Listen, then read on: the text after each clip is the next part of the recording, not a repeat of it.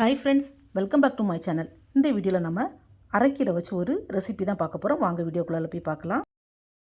நம்ம சேனலில் first time பார்க்குற வியூஸ் ப்ளீஸ் சப்ஸ்கிரைப் பண்ணி வச்சுக்கோங்க. அப்போ தான் நான் போடுற வீடியோஸ் எல்லாமே மிஸ் ஆகாமல் உடனே உங்களுக்கு நோட்டிஃபிகேஷனில் வரும். இந்த அரைக்கீரையை சில ஊரில் முளைக்கீரை, சிறுகீரைன்னு கூட சொல்லுவாங்க. ஃப்ரெண்ட்ஸ், நான் ஆல்ரெடி சொன்ன மாதிரி எல்லோரும் ஒரே அரிசி, பருப்பு, காய் தான் யூஸ் பண்ணுறோம். பட் அதுக்கு வைக்கிற பேரும் அது பண்ணுற விதமும் மட்டும்தான் டிஃப்ரெண்ட். மற்றபடி எல்லாமே சேம் தான்.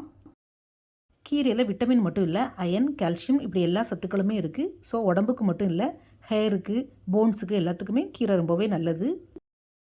கீரையை பழுது பார்க்குறதே கொஞ்சம் கஷ்டமான வேலை தான். அது மட்டும் இல்லை, கீரையை கட் பண்ணுறதும் மற்ற காய்கறிகள் மாதிரி இல்லாமல் கட் பண்ணுறது கொஞ்சம் டைம் ஆகவே செய்யும். ஸோ அதனாலே பயந்து நிறைய பேர் வாங்க மாட்டாங்க. கீரையை கட் பண்ணுறதுக்கு ஒரு சின்ன டிப்ஸ் என்னென்னா, கத்தி அரவாமனை வச்சு கட் பண்ணுறதுக்கு பதிலாக இந்த மாதிரி சிசர் வச்சு நம்ம கட் பண்ணோன்னா ஈஸியாக வேலை முடிஞ்சிடும். எவ்வளோ சின்னதாக நமக்கு கட் பண்ணணுமோ அவ்வளோ சின்னதாக இந்த சிசரில் கட் பண்ணி எடுத்துக்கலாம். நான் ஒரு கைப்பிடி அளவுக்கு கீரை எடுத்து அதை பொடி பொடியாக கட் பண்ணி எடுத்துருக்கிறேன். இதை இப்போ நல்லா தண்ணியில் வாஷ் பண்ணி எடுத்துக்கலாம். 2 to 3 டைம்ஸ் கீரையை நல்லா வாஷ் பண்ணிவிட்டு தண்ணி வடியதுக்காண்டி கொஞ்சம் ஓரமாக வச்சுக்கலாம்.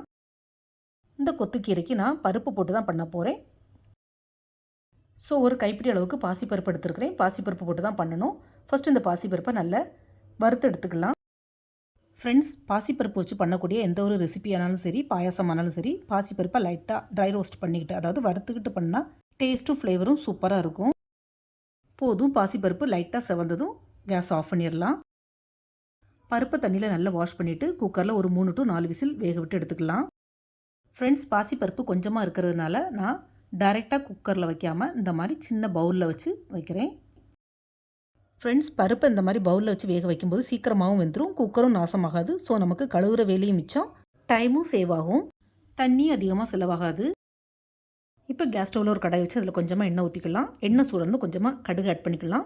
கடுகு போட்டுனதும் காரத்துக்கு கொஞ்சம் மிளகா வத்தலை இந்த மாதிரி கிள்ளி சேர்த்துக்கலாம். நம்ம இந்த கொத்துக்கீரைக்கு காரத்துக்கு வேறு பச்சை மிளகா, சில்லி பவுடர் எதுவும் சேர்க்க போகிறதில்ல. ஸோ குறவா கூடுதலோ காரம் உங்கள் தேவைக்கு தக்கன மிளகா வத்தலை அட்ஜஸ்ட் பண்ணி சேர்த்துக்கோங்க. கூடவே 2-3 பல் பூண்டு சேர்த்து அதையும் லைட்டாக வதக்கி விட்டுக்கலாம். கூடவே ஒரு பாதி வெங்காயத்தை நான் அந்த மாதிரி பொடி பொடியாக கட் பண்ணி வச்சுருக்கிறேன். அதையும் சேர்த்து வதக்கிக்கலாம். வெங்காயம் லைட்டாக வதங்கினதும் அதில் பாதி தக்காளி இந்த மாதிரி கட் பண்ணி வச்சுருக்கேன். அதையும் சேர்த்து வதக்கி விட்டுக்கலாம். ஃப்ரெண்ட்ஸ், இந்த கொத்திக்கீரைக்கு வெங்காயம், தக்காளி, பூண்டு, கீரை எல்லாமே லைட்டாக வதங்கினா போதும், நல்லா வதக்கணும்னு இல்லை. இப்போ இதில் நம்ம வாஷ் பண்ணி வச்சுருக்கிற கீரையும் சேர்த்து லைட்டாக வதக்கி விட்டுக்கலாம்.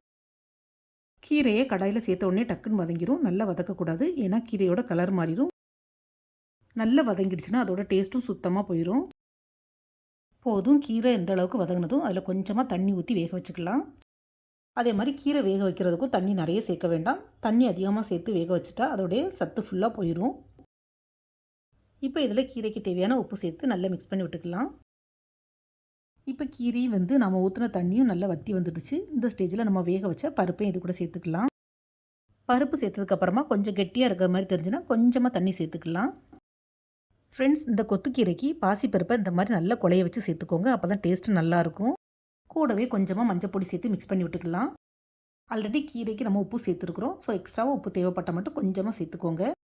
உப்பு சேர்த்து லைட்டாக மிக்ஸ் பண்ணி விட்டுக்கலாம். பருப்பு சேர்த்து பண்ணுறதுனால இந்த கீரை டக்குன்னு கெட்டி ஆயிரும். கடைசியாக வாசனைக்கு கொஞ்சம் பெருங்காயத்தூள் சேர்த்துட்டு கேஸ் ஆஃப் பண்ணிடலாம். அவ்வளோதான், சுட சுட சாதத்து கூட சர்வ் பண்ண வேண்டியதான். ஃபர்ஸ்ட்லேயே தாளித்து பண்ணதுனால கடைசியாக தாளிப்பு எதுவும் தேவையில்லை. இந்த அரைக்கீரையில் செஞ்ச கொத்திக்கீரையை சாதத்துக்கு மேலேயும் ஊற்றி சாப்பிட்லாம், தொட்டுக்கவும் வச்சு சாப்பிட்லாம். அதே மாதிரி சப்பாத்திக்கும் தால் மாதிரி சைட் டிஷ்ஷாகவும் யூஸ் பண்ணலாம். அவ்வளோதான் ஃப்ரெண்ட்ஸ், இந்த கீரை ரெசிபியை நீங்களும் வீட்டில் மறக்காமல் ட்ரை பண்ணி பாருங்கள். இந்த வீடியோ பிடிச்சிருந்தா SRV கலக்கல்ஸை லைக், ஷேர் அண்ட் சப்ஸ்கிரைப் பண்ணுங்கள். தேங்க்ஸ் ஃபார் வாட்சிங். பாய் பாய்.